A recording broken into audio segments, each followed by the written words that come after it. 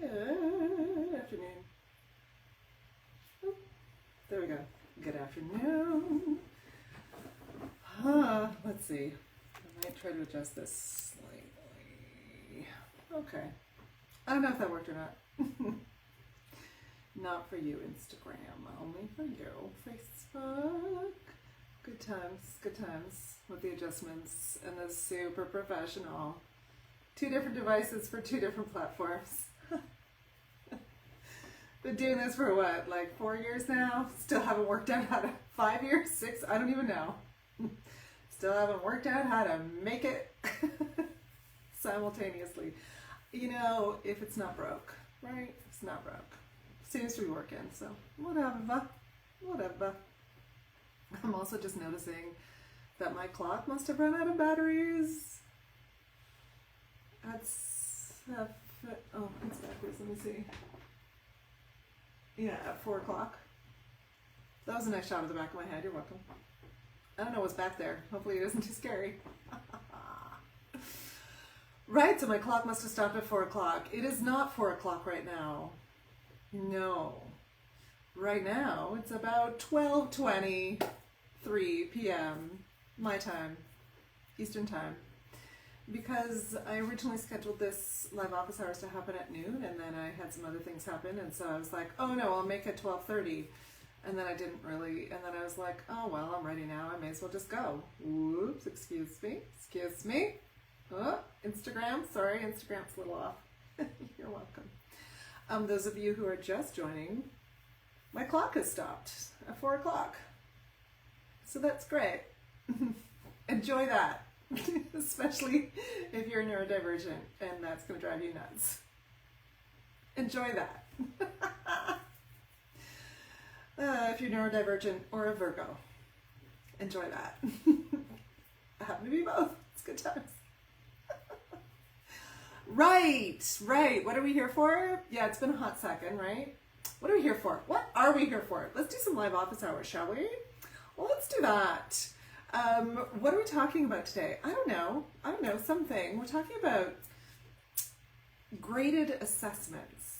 So we're talking about graded assessments. We're talking about, oh gosh, okay. My name is Dr. Shannon Coates. Hi. Please call me Shannon unless you're one of my undergraduate students, in which case you can call me Dr. C. And my pronouns are she, her, they, them. As my friend Liz Jackson Hearn says, either is great, both are either is rad, both are groovy, either is groovy, both are rad. I can't remember what she says, but she says something along those lines. So, and today, yes, what do? I develop resources. Honestly, this brain often works to develop resources for independent voice teachers in particular, but you know, I'm not mad when academic teachers, when I work with academic teachers either, and I do work with both, but yeah, not mad. It's all good. I love that too. It's good times. So here's the thing. We're talking about, let me just look over here. Yes. My notes are over here. Of course they are. They're over here. So here's what we're talking about. Exams, juries, and other graded forms of assessments. And of course, I'm talking about graded assessments in the like overall scheme of things, and particularly when it comes to my realm or my understanding, the things that I do, which are exams, graded juries, graded recitals. And also festivals, any kind of auditions that are that happen to be graded or assessed in a particular way. That involves grading. That involves a number out of 10 or a grade letter or a number out of 100, or even a rubric of like needs improvement meets whatever it's called, meets the thing. And exceeds expectations, right? Like even a rubric like that is still a graded assessment, even a rubric. Mm-hmm. So anything writ large, anything that is graded, and of course in our field, we're talking about, like I said, exams, auditions, juries, recitals, any kind of singing thing that is graded. These kinds of assessments. And so this conversation, we're going to talk about the problem with them. I'm going to give you a couple of examples. I'm going to talk about how to give choices, how to encourage choices so that the graded assessments, which are a part of our life, can be more useful and can be a more effective method of learning. So here's the issue. Sorry, let me say, here's how this came about. This live office hours came about. Lots of different conversations throughout the just graduated class of the voice ped degree. Lots of conversations with folks in that cohort. And then some specific conversations outside of the voice ped degree. I've done some consulting with folks, particularly in academic settings, around graded assessments of singing and how the issues, and also how to make them better and more efficient and more effective for the students.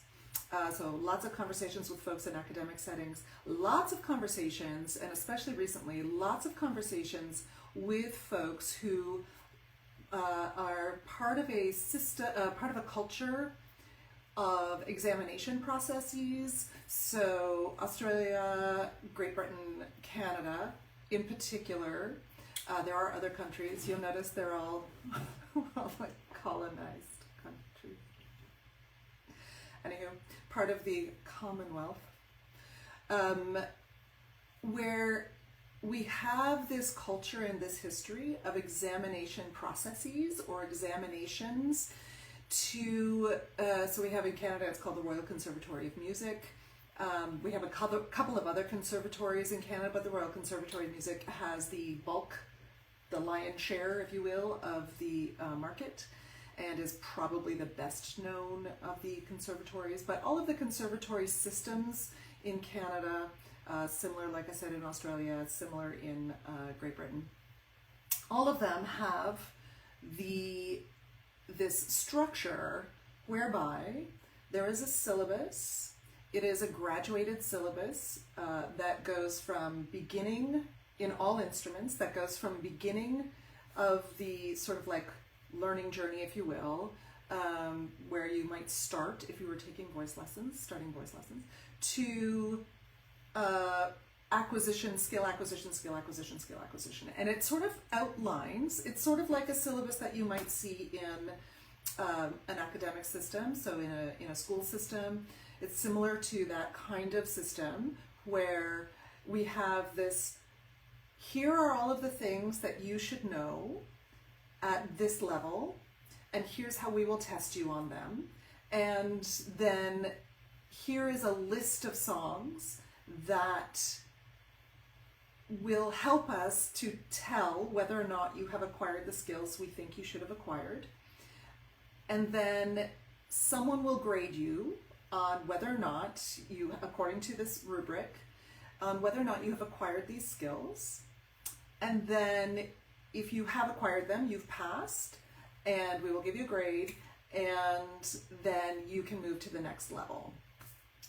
And because it's not a school, you can move to the next level whether you pass or not. And also you can start in grade 6 if you want, or level 6, they're calling it now, in Canada. So you can start at level 6 if you want to. By the way, this system is also in the States now as well. I think it is called RCM, I think. Or something along those lines. So it is in the States as well. And so there are some very positive, there can be some positive things with a system like this, and there can be some positives around having a syllabus, for example, of repertoire that sort of has, that someone else has figured out what the sort of challenges are and how difficult the music may be to learn, and what the pedagogical, if you will, underpinning of what you might learn. Oh, my clock has moved. Oh, I guess it's not stuck. When we first signed in, it was 4 o'clock, and now it's like 10 after. I guess it's not stuck, but it's definitely wrong. So maybe it's just moving really slowly. Those batteries are just worn out. Who knows? Anyway, woo, squirrel. You're welcome. So there are lots of benefits, or there can be benefits and positives. The problem, so there's a twofold problem for me. The problem is this. The first problem with graded assessments of skill acquisition or learning acquisition, with these graded, especially when they're graded, well, maybe only when they're graded, is this. Students, learners who receive feedback on their skill acquisition / learning acquisition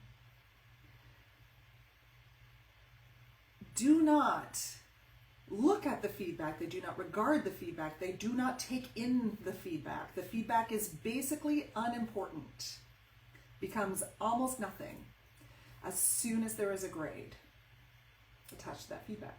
So the feedback is essentially meaningless because all the feedback refers to is whether or not you achieved this specific checklist, whether or not you did it, whether or not you showed your learning or your skill acquisition in this very specific way.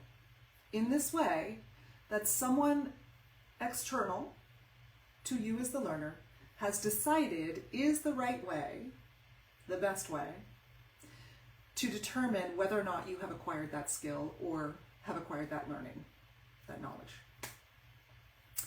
So what the grading does is gives us information about how to better show that I acquired the knowledge or the skills next time.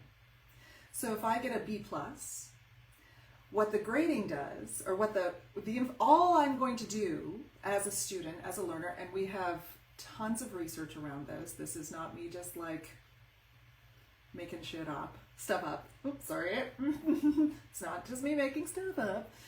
We have lots of research around this in education circles. All the learner does is look at that B+ and say, and look through the feedback to figure out what check boxes, hi there, I know, right? Oops. What are the check boxes I need to fulfill? What are the things that I missed this time so that I can get an A or an A+ next time? That's all the feedback is there for. So that's the first issue, is that, or at least that's the issue 1A. And so then B, the real issue for me, is not that that's what the assessment is doing or that the graded assessment is doing, right? That isn't the issue for me. The issue for me is that our systems, our academic systems, our jury systems, our exam systems, our conservatory system, all of our systems will tell us that this is a meaningful way to assess your learning acquisition or your skill acquisition. They will tell us that this is, and we have, you know, the legacy of this system and these systems of learning is that we believe that this is a meaningful way to know whether or not I've acquired the skill or the learning. When in fact, what we actually have is an assessment of how well I have fulfilled the checklist of things that someone else told me that someone else is going to assess, right? Like that someone else is has decided, that someone else has decided is the way to know whether or not you know the thing. And what I have learned from this process is how to pass a test. Have I learned anything about my own learning? Have I learned how to learn? Have I learned anything about how I acquired that skill? Have I learned anything about how to assess whether or not I have acquired that skill? Have I learned anything about how to move forward in my own learning journey? Do I have agency around my learning? Possibly, but unlikely. Unlikely. Because what we believe, or what we're led to believe about this assessment process, is that that's all we need in order to know that we have acquired the skill or we have acquired the learning. The only thing we need is an external examiner or assessor to tell us whether or not we've acquired it. And so if I get a B+, I've acquired it enough. And so now I get to go on to the next level of learning or skill acquisition. And if I get a D, or I fail that assessment, then what? No amount of feedback telling me how to do it better next time, how to give me, even if the feedback is excellent, even if the feedback is the most student-centered, agency-supporting feedback, ask yourself these questions. What would you do differently? Blah, blah, blah. Like all of those thought, reflective questions, all of those. We know that as soon as the grade is assigned, we will not do the learning in the way that we hope, in the way that I, as the teacher, might hope you will do it. What I will do is look through the checklist and see what I can change so that I can do better on the test next time. Does it lead to the thing that the examiner, the assessor, the system promises us it leads to? It absolutely does not. So this is my issue. My issue is not that we do exams. My issue is not graded recitals were solely an exercise in demonstrating enough skill to please that particular instructor. Yes, right? It's only been since leaving school that I've, oh gosh, I can't, or maybe the rest of the comment isn't there, I don't know. Oh, actually been able to see the full trajectory of my Instagram career. Right? Exactly.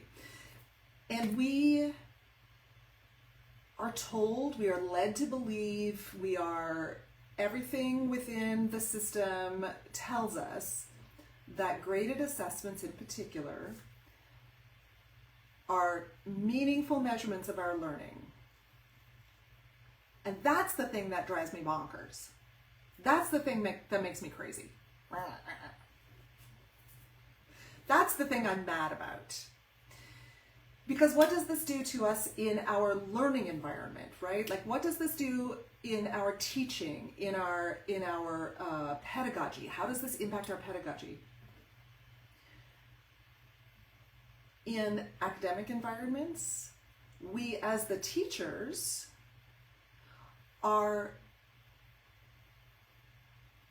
teaching singers how to pass the jury, how to pass the recital.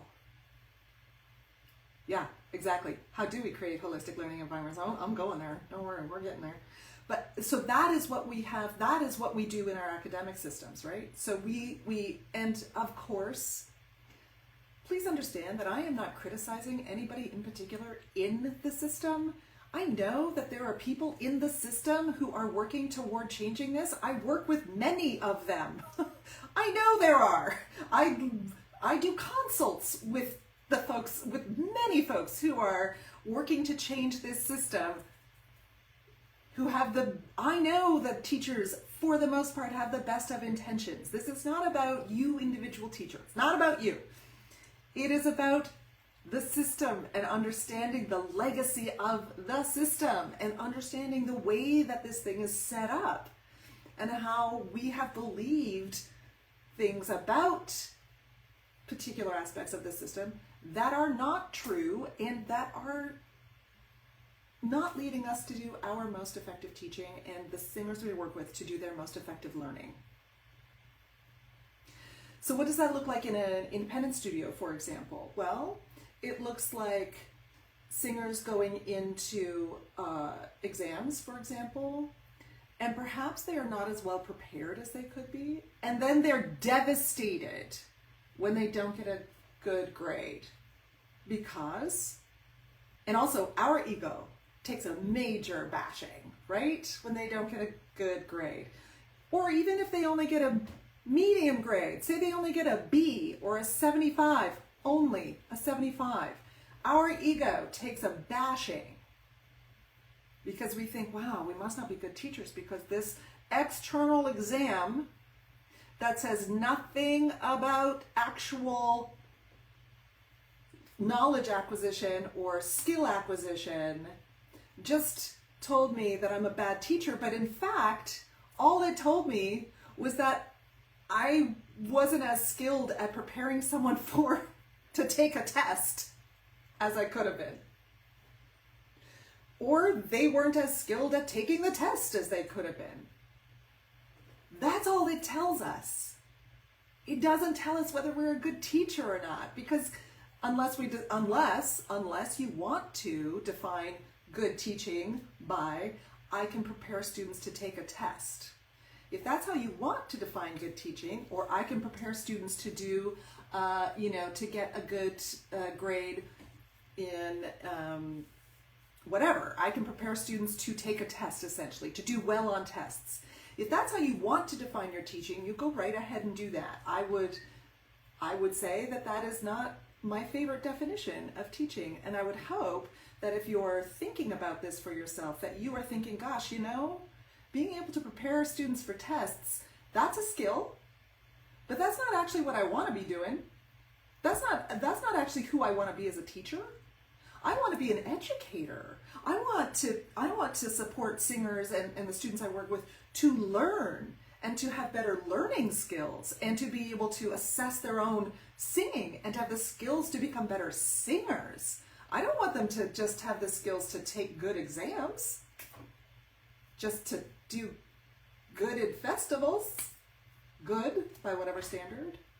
And I also don't want my sense of whether or not I am a good teacher to be dependent on whether or not the singers I work with can take tests. Also, I don't want my sense of whether or not I am a good teacher to be dependent on someone else's external assessment. What? Why? Why is my perception of my own teaching and whether or not I am a good teacher dependent on someone else's assessment, external to me, where I have almost no control? All of these factors are way out of my control. That's a terrible way to assess. It's a disheartening, very worrisome, anxiety-producing way to assess whether or not you are a good teacher, an effective teacher, right? I do not wish that for you. I do not wish that for you. So, that's the problem for me. The problem is not in the examination itself. The problem is not in the jury.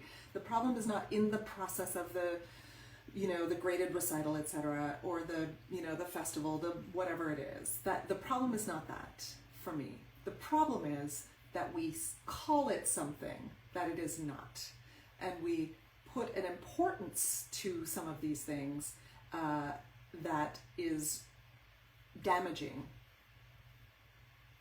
and makes us act in very non-student-led, non-student-centered, very, that makes us teach against our values, to be perfectly honest.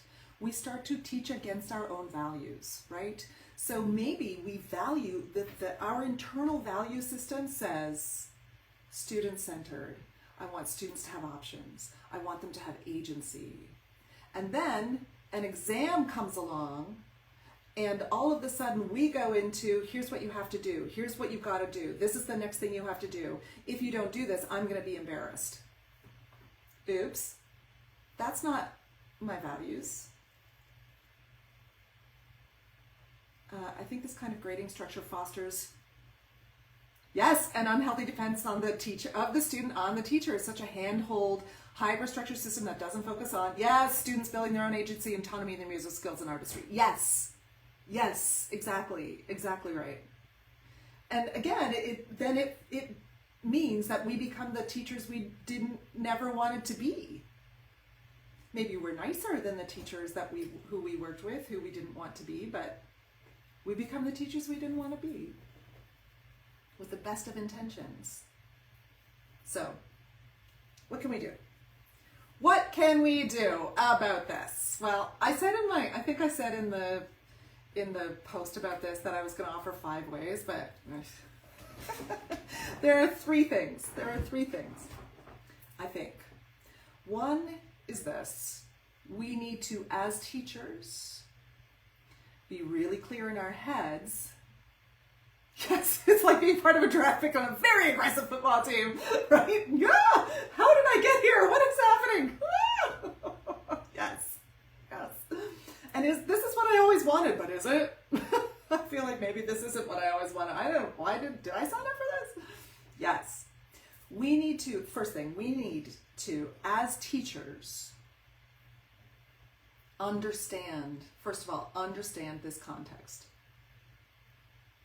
Understand the legacy of graded systems, and understand that these are not the assessments of learning or acquisition of skill that we have been told they are. We need to get that clear in our own heads. We got to fight that in our own heads. We've got to deconstruct it, if you will, for ourselves. That's the first thing. We've got to contextualize this. I'm going to use a little bit of education, a little bit of language from education. So what these graded assessments become, essentially are terminal assessments, what we call a terminal assessment. So a terminal assessment is an assessment whereby we decide once and for all, at the end of the module, at the end of the unit, at the end of the whatever it is, we use an assessment to decide once and for all whether or not you have acquired what I think you should have acquired, what knowledge or what skill I think you should have acquired in order to move to the next module, unit, etc. Learning block, whatever. Step, level, whatever. Terminal assessment. Think final exams. Think any test, almost any written test. This is essentially a terminal assessment. And the issue with the terminal assessment, like I said, is that it is an assessment of what I believe you should know or be able to demonstrate in order to show me that you have acquired the skill or the learning. Yeah? And I, as the external assessor, who set this all up, am going to give you a grade on your learning. And that grade will then determine whether or not you move on to the next level or whether or not you have to redo this level. Good times, right? And then there is another kind of assessment that we talk about in education circles, which is formative assessments. And formative assessments are assessments that, by their very nature, are going to be more student-centered and are going to be more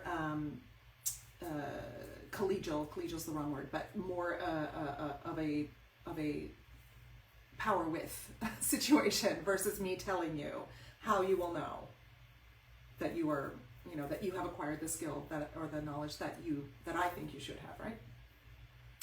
So formative assessment is an assessment of where I am on the learning journey.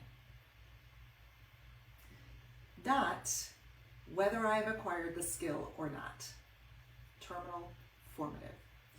And so I am kind of, I'm kind of playing with that concept. I'm not really using it exactly the way they will in the education circles, so bear with me. But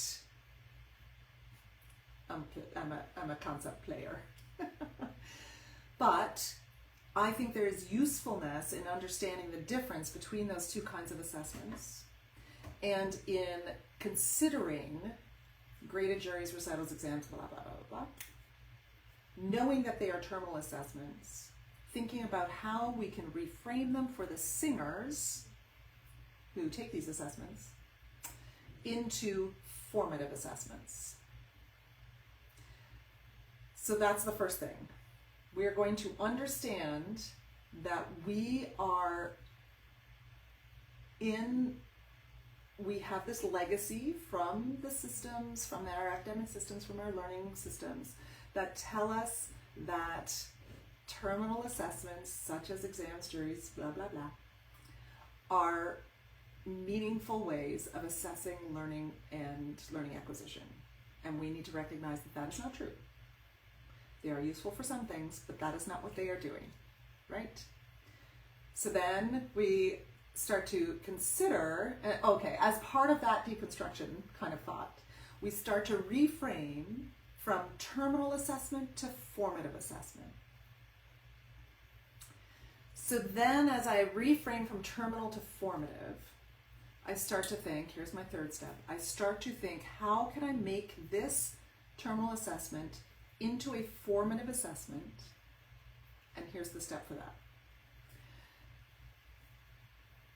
I take all of the options on the grading rubric, all of the things that you may be asked about in, for example, a conservatory exam, all of the technical skills that you're going to have to be able to execute.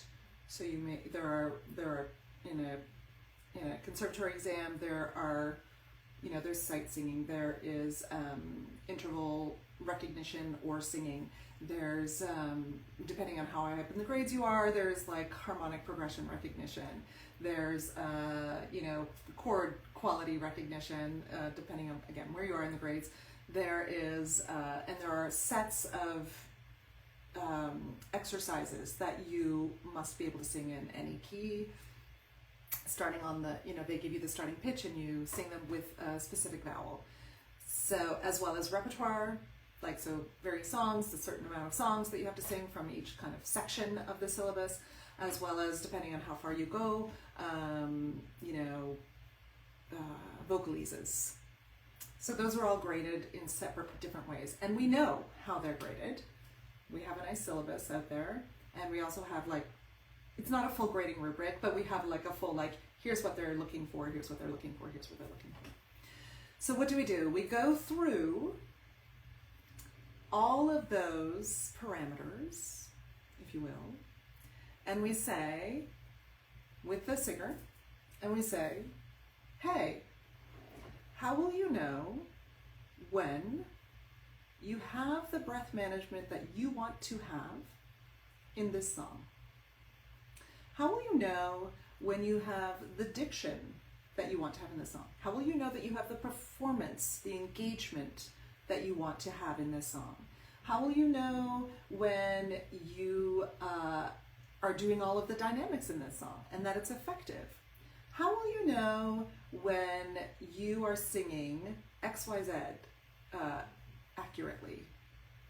How will you know? So you go through and you ask all of these questions. And this can be done as well with academic juries and recitals. I promise you, I've had so much flack from folks who see me suggesting something like this, but who haven't thought it through. And the folks who are actually implementing this in their programs are like, this is incredible. This is incredible. It's so good. Because people are like, yeah, but this takes too long. And also that's way too an outlandish, that's, developing that with each student is going to take too long. Oh, really? Betcha it won't. And also, this front loading of learning. So when I ask a singer, how will you know that you have the breath management on this song that you want to have? that is a form of learning for them. So I may start to offer options because they can't think of anything. I mean, one of the obvious ones is I can sing the whole phrase.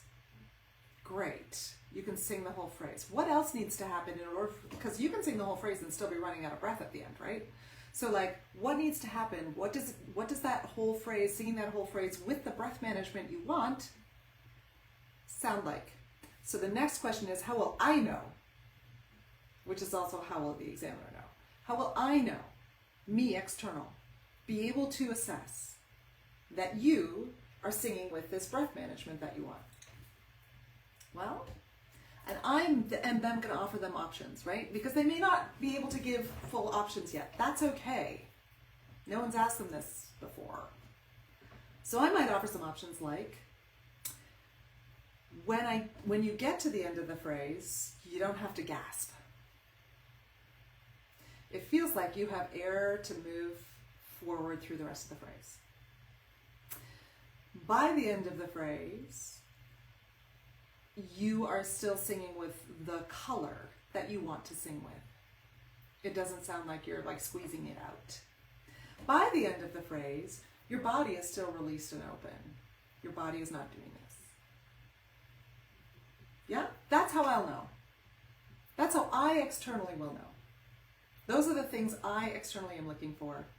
And those are some of the things that we can start to work on. So what happens when we start to talk about these assessments in this way? The singer starts to say to themselves,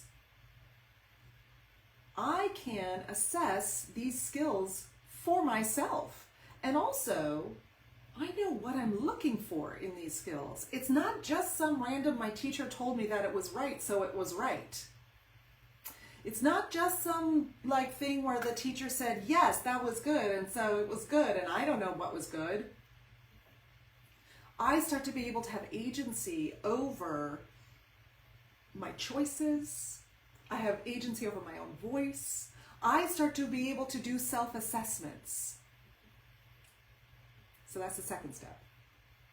We're working through a terminal assessment to reframe it as and to create this learning experience with the singers we're working with, right? It will also, I promise you, this work will make you a better teacher.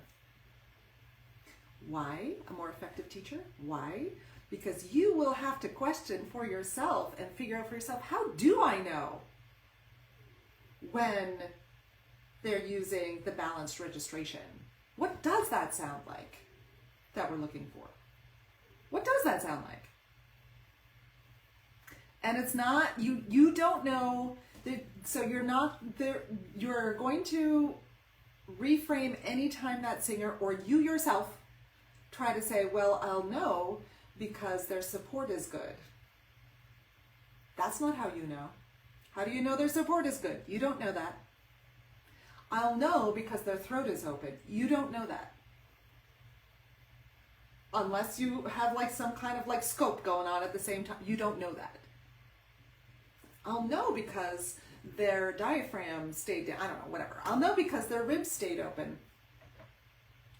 Maybe that one because you can actually externally see that. I'll know because the larynx tilted. I'll know because I'll know that they're singing with ease in the high notes because because they have the laryngeal tilt.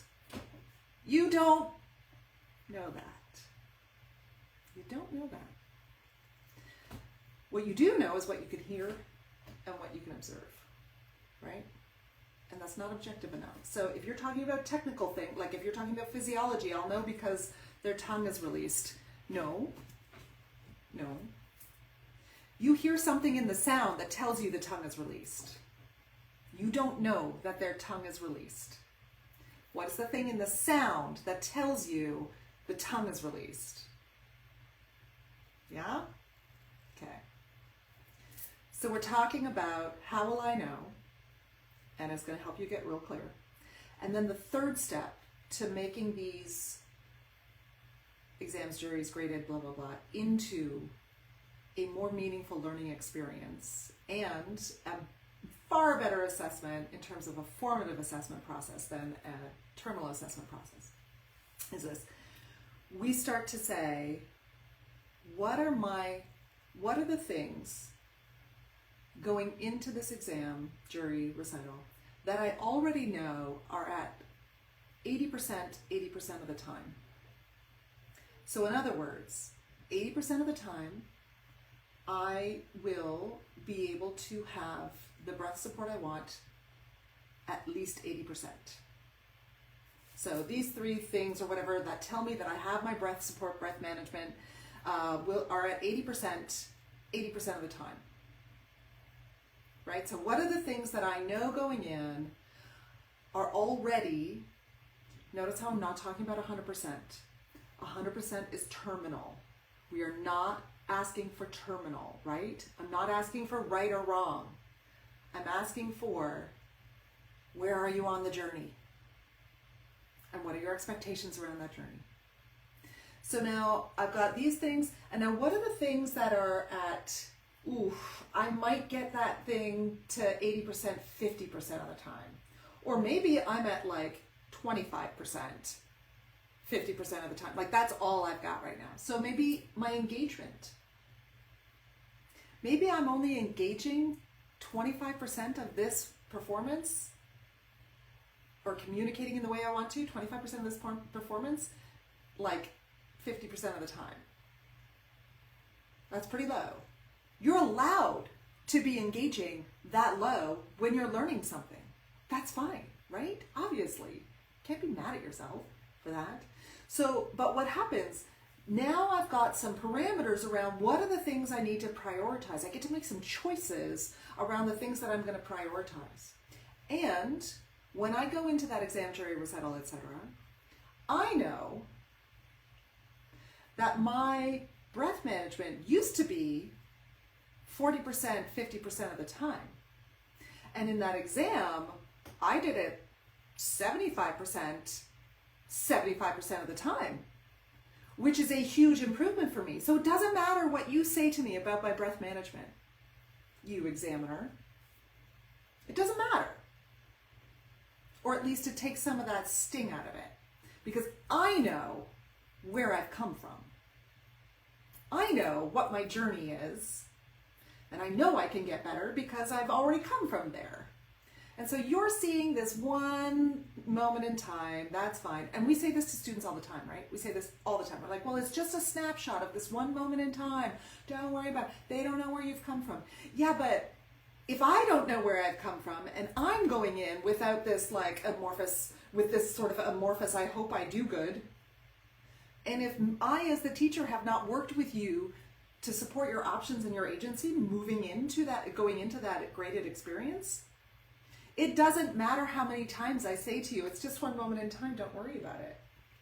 It does not matter. Because everything, I have no other assessment process. The only assessment process I have is Buddy in the examiner's seat. It's the only assessor I know. I'm not an expert on my own voice in this process. I have handed over all of the agency over my voice to the examiner. And I am at their mercy because they are looking at my voice and my singing and my performance for this one moment in time. And I'm going to take all of their opinion about where I am for this one moment in time as an indictment of my learning acquisition, when in fact I know that yes, my breath management, my registration, my communication, whatever it was that I know was that I just got graded on, I know that I did that 75% of the time. I was at 75%, and 2 weeks ago I was only at 50. So that means that I have a much better chance as a student to make choices. That also offers us choices in an exam situation, for example, a festival situation, for example, where perhaps a jury, but often in schools we don't have the same choices, but in places where we have choices around whether or not we do it, that gives us really good choices, right? We can say then, as a student, and also gives us so much better choices as teachers. Because we're not sending singers into the festival knowing that it's gonna be devastating for them. And also we're gonna feel terrible. And we're gonna have to do a lot of work afterwards to get them back to like singing. We're not sending singers into exams knowing that they're only gonna get a B+, and even though that that's a great reflection of where they've come from, they're gonna feel terrible about it, and we're gonna have to work on that, right? You're not sending people in with that. It gives us choices. So we say to the singer we're working with, hey, in this examination process, here are the options. You go into, let's talk about that. You go into the exam singing where you are, knowing that the examiner is that this is a terminal assessment, and that you're going to have to work hard to stay in the formative assessment learning process or frame of mind. And that you may get a good mark and you may not. Good mark. High mark and you may not. Either way, you're going to have to work to stay in this formative learning process. So that's option number 1. Option number 2 is that you are very happy with your learning right now and the choices you're making right now, and you don't do the exam or you don't do the festival. These are the costs either way, right? So now the student can make an informed choice. The singer can make an informed choice about whether or not they want to do this thing and what the costs are and how they can frame things, right?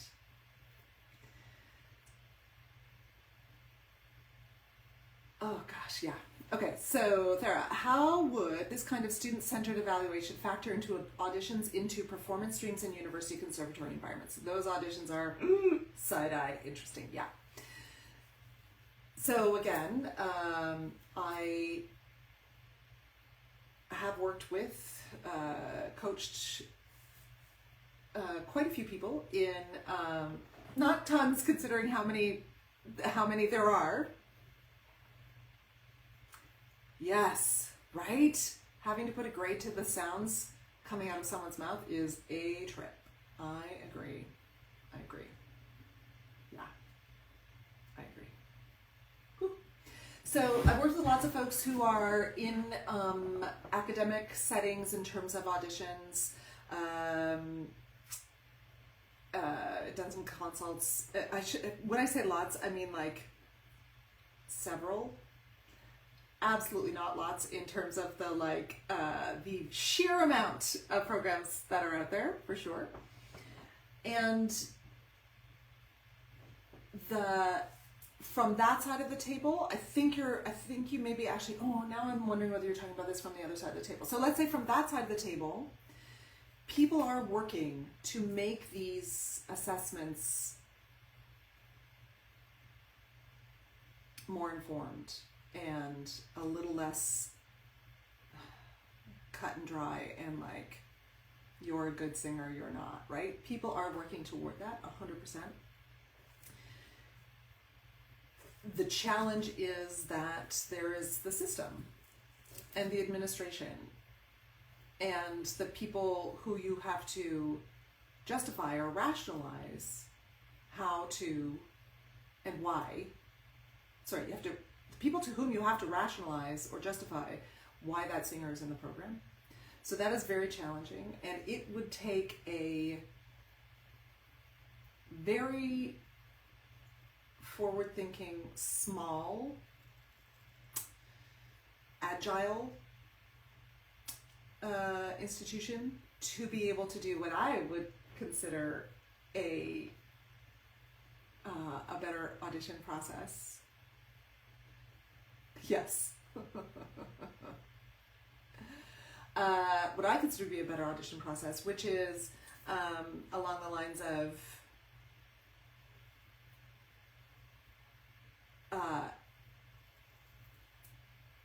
you as the singer and we as the panel have conversations about what learning feels like to you, what your learning process, where you are in your vocal journey. Like, it would take a very small, very agile, very forward-thinking system for that. When we're talking about working with singers who are going into that system, that assessment audition process, we're going to be really straightforward about the fact that this is a terminal assessment that is going to affect whether or not you get into this system.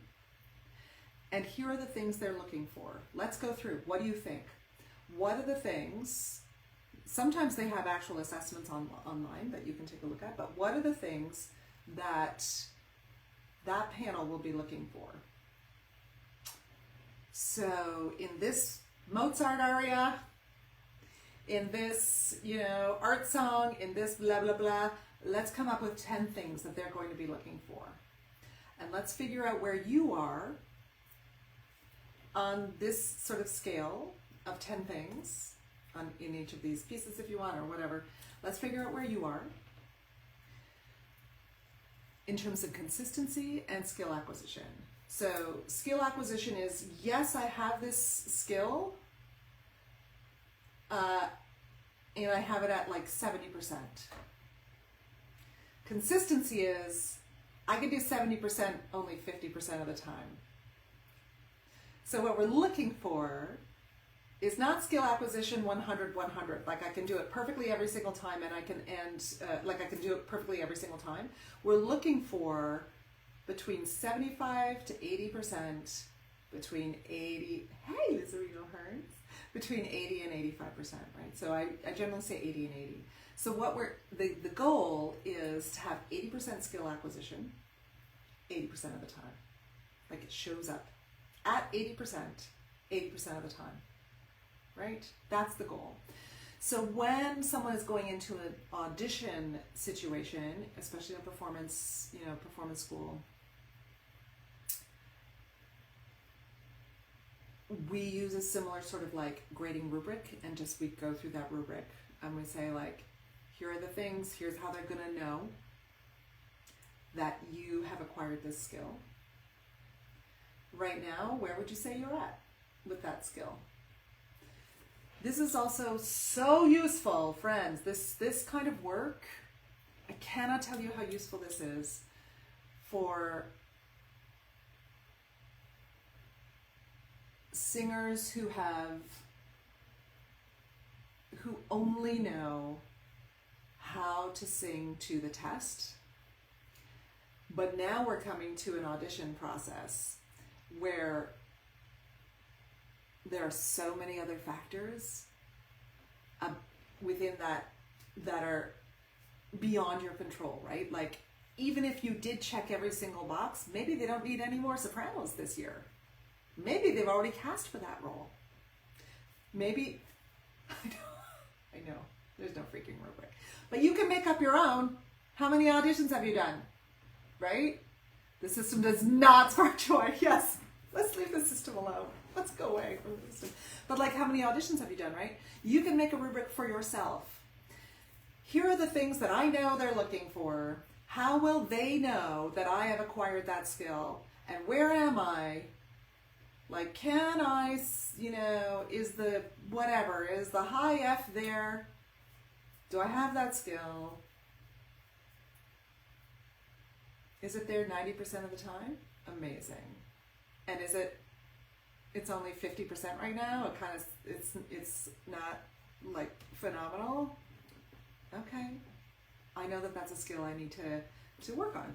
I know I need to just keep moving forward on that skill, and maybe I get a specialized coach, maybe I find someone to help me out with that, fine, whatever. But that gives you more agency over the audition as well. So then you're going into the audition process, was just talking to someone about this the other day, actually, a very well-trained singer who's doing some auditioning. Oh, yeah, season, right? Good times. And this is, of course, more on the Western classical side of things. But this is for all.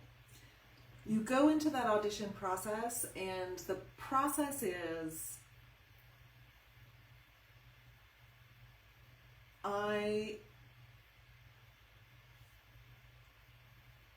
did this thing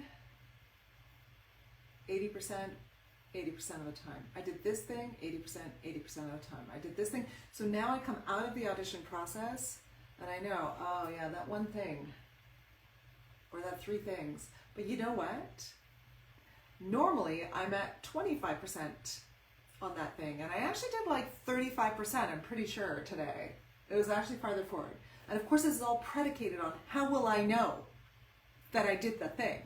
How will I know that my breath management, right? Like, how will I know that I sang that that run the way I wanted it to be? How will I know that the top note was the way I wanted it to sound? What will it feel like? What will it sound like? How will I know? How will I know that he really loves me?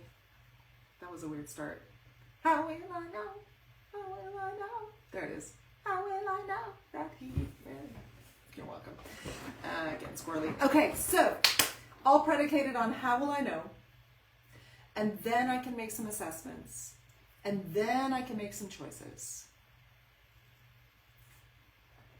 How will I know? How do I know? Then I can make assessments, then I can make choices, and then I have choices. So now when I go into an audition, I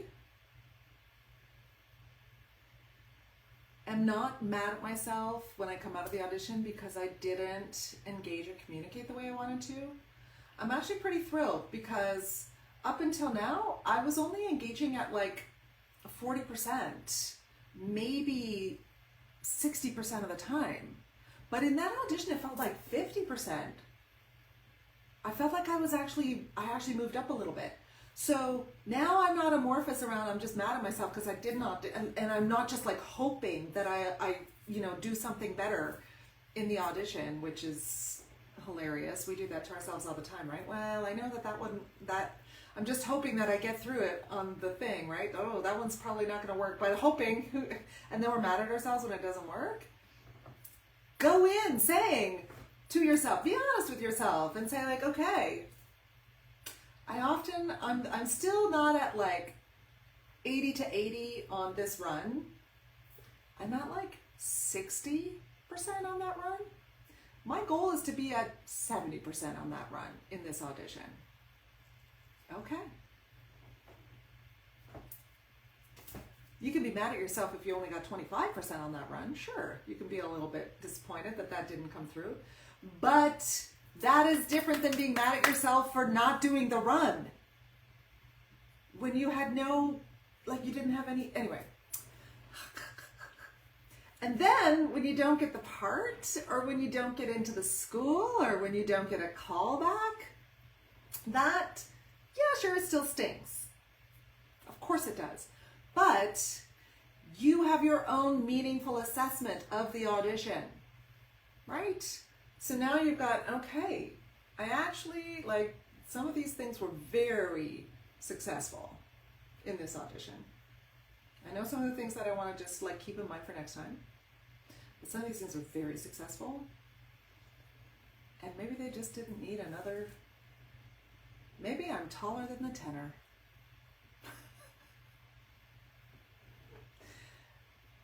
Right? You don't know why you didn't get the audition. Okay.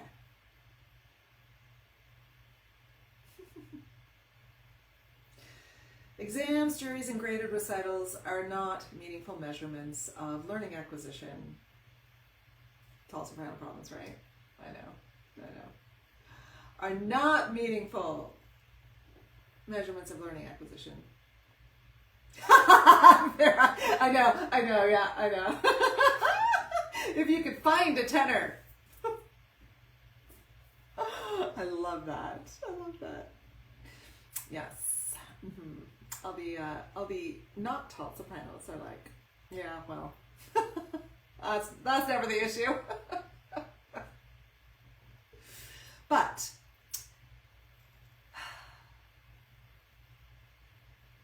they have their place. Not saying we shouldn't do them. Not saying we should. I'm just saying let's not lie about what they are. Let's stop lying about what they are. Yeah. Let's stop basing, as teachers and coaches, let's stop basing our perception of whether or not we are a good or effective teacher on a graded exam, jury, or recital. Let's stop that. Let's start basing our perception or assessment of our effectiveness as a voice teacher on how well the singers we're working with are learning, on how well we're able to, on how many tools they have to be able to self-assess, on whether or not they are starting to move into this journey of self-assessment, on whether or not they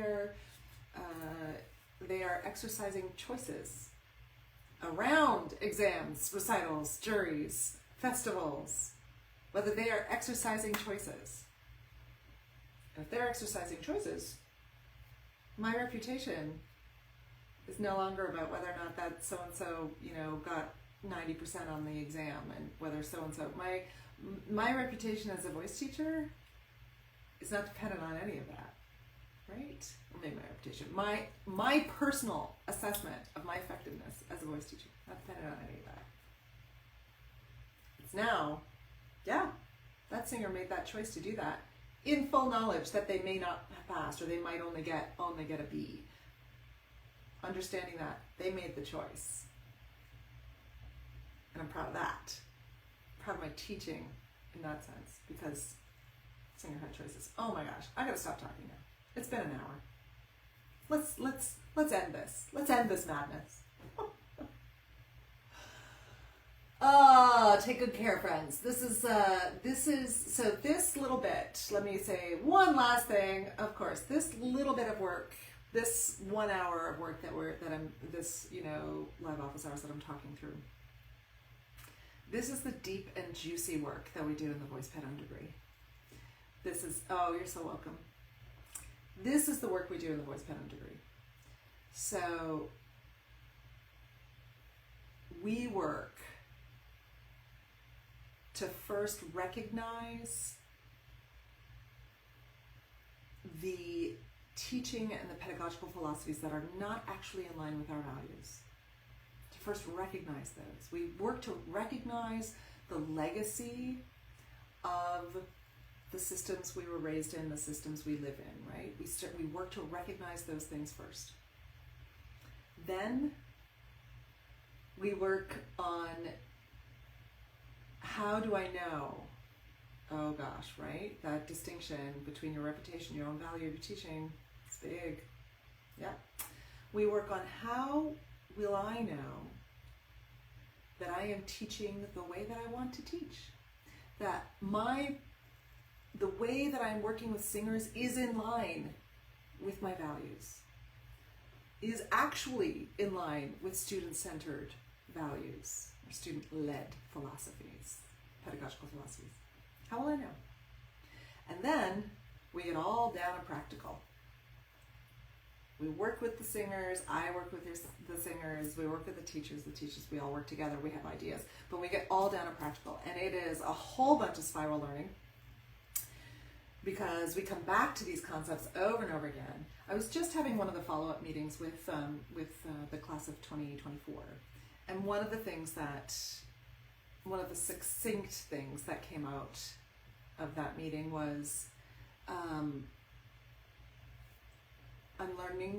I have learned how to trust myself, both as a teacher and as a human. Okay, that's a lot. Rather than finding the puzzle piece I needed to complete the picture, I've learned how to rearrange the puzzle pieces I already have in order to make a more clear picture.